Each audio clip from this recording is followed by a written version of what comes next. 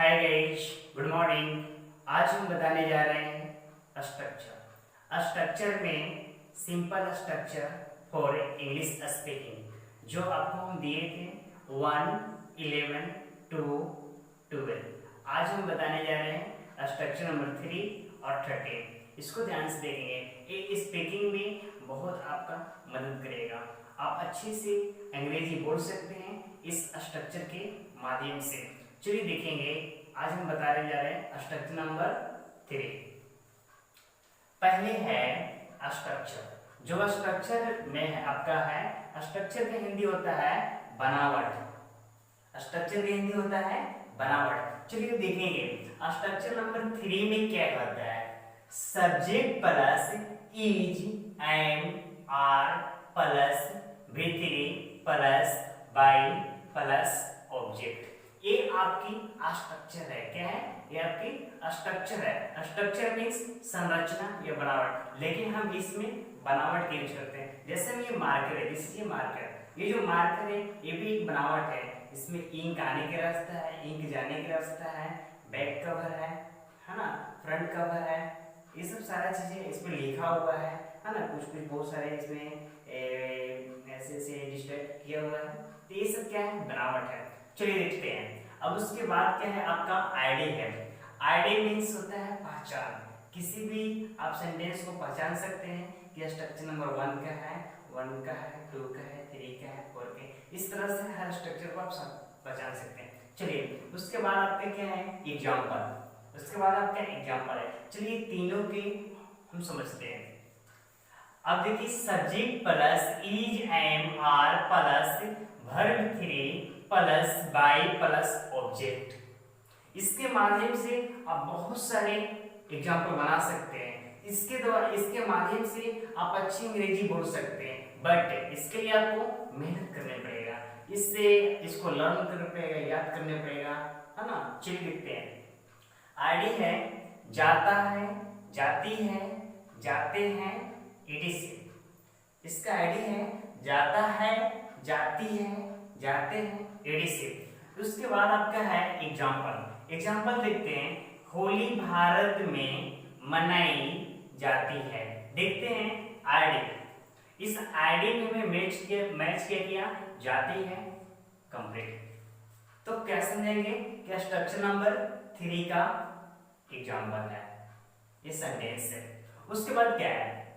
चलिए इसको बनाते कैसे। उसके बाद क्या है? सब्जेक्ट। पहले हमें सब्जेक्ट ढूंढना है। क्या है? सब्जेक्ट ढूंढना है, ठीक है ना।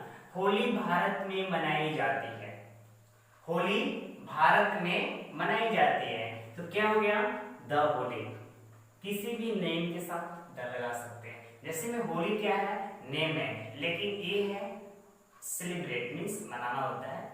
ये होली है। होली जो साल भर में एक बार आता है, उसके बारे में बात कर रहे हैं, ठीक है ना। इसके आगे हम द लगाएंगे, सन के आगे द लगाएंगे, मून के आगे द लगाएंगे, ठीक है ना। इस तरह से हम द लगा देंगे, द होली। उसके बाद क्या है?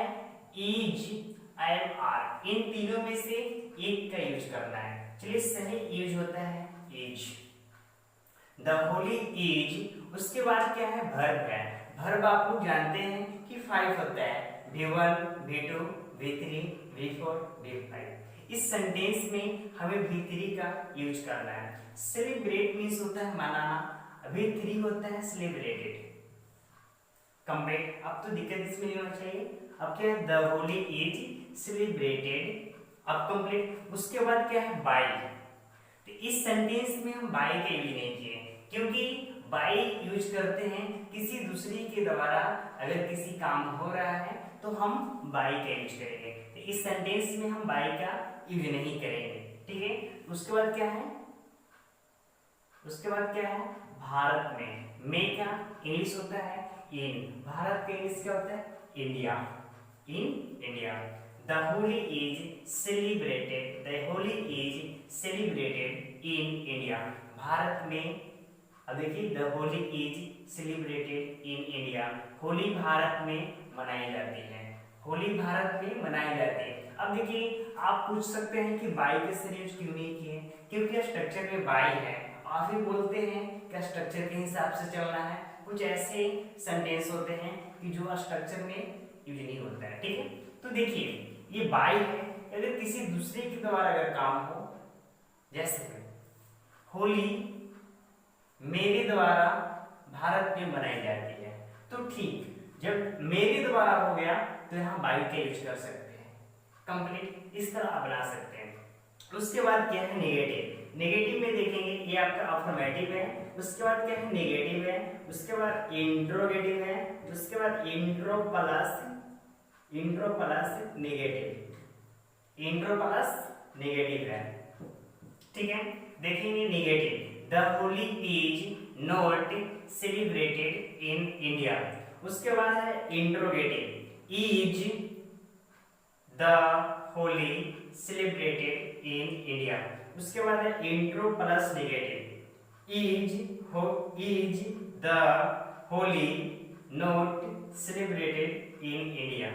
होली भारत में मनाई जाती है। नेगेटिव में क्या हुआ, होली भारत में नहीं मनाई जाती है। इस तरह से आप चारों फॉर्म को आराम से समझ सकते हैं और बना सकते हैं। जैसे में आपको समझाया गया है, स्ट्रक्चर नंबर 1 में भी समझाया है, 11 में भी समझाया है, 2 में भी समझाया है और 3 में भी समझाया है, 2 में भी समझाया है और 12 में भी समझाया है। उस तरह से आप 3 और 13 बताने जा रहे हैं। चलिए अब देखेंगे इसके माध्यम से, इस स्ट्रक्चर के माध्यम से, इस आईडी के माध्यम से आप कई तरह के सेंटेंस बना सकते हैं, बट आईडी मैच करना चाहिए।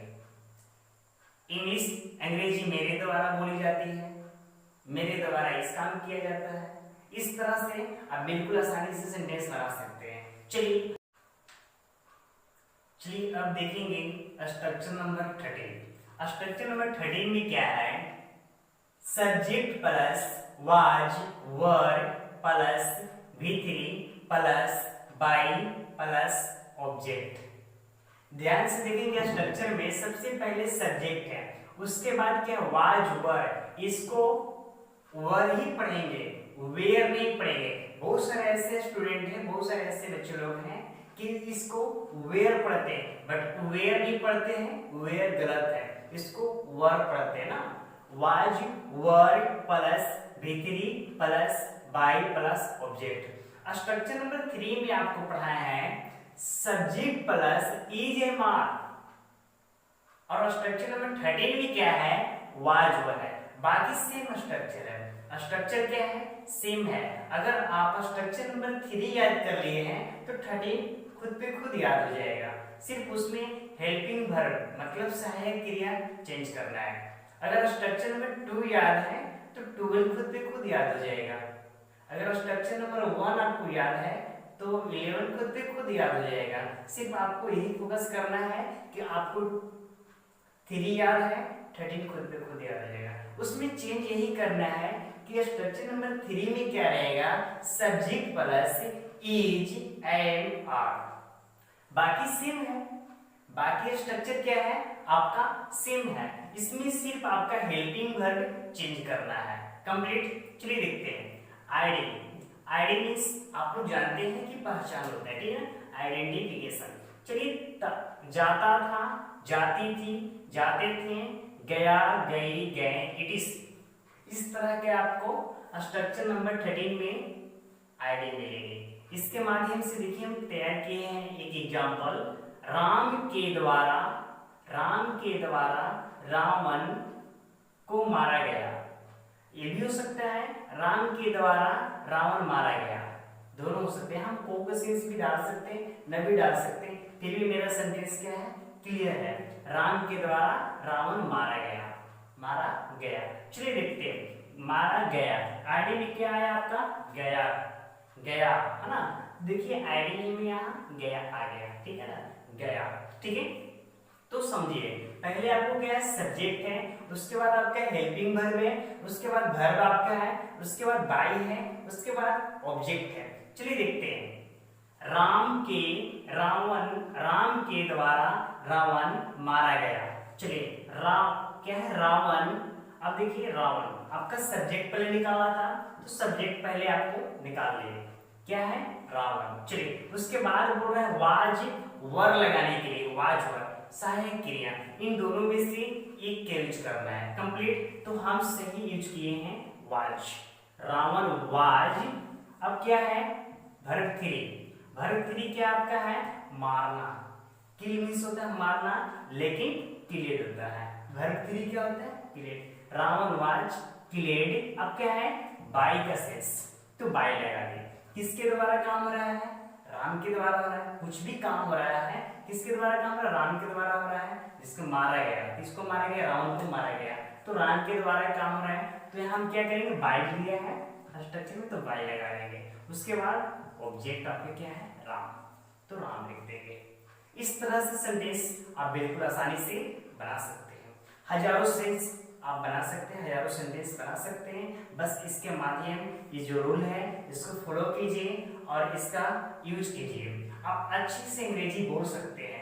आप इसके माध्यम से हम हर स्ट्रक्चर बारी बारी से पढ़ाएंगे। आपको पढ़ाएंगे 1/23 स्ट्रक्चर पढ़ाएंगे, मतलब 1 से लेकर के 23 स्ट्रक्चर पढ़ाएंगे। एकदम सिंपल स्ट्रक्चर जो हम इन दोनों में आपको मिल जाएगा, वॉइस भी मिल जाएगा और टेंस भी मिल जाएगा। दोनों सेम चीज है, ठीक है ना, दोनों मिल जाएगा, एक्टिव और पैसिव दोनों मिल जाएगा। ठीक है, अब देखते हैं ये क्या है आपको अफर्मेटिव है, उसके बाद क्या है निगेटिव है, उसके बाद क्या है इंट्रोगेटिव है, उसके बाद क्या है intro plus negative. Intro plus negative. अब क्या है नेगेटिव में Ravan was not killed by Ram. Ravan was not killed by Ram. उसके बाद क्या है इंट्रोगेटिव में was Ravan killed by Ram. Complete. अब उसके बाद क्या है इंट्रो प्लस नेगेटिव में was Ravan not killed by Ram. इस तरह से सेंटेंस आप बिल्कुल आसानी से बना सकते हैं। चलिए सबसे पहले इसको आप नोट कीजिए या स्क्रीनशॉट कीजिए।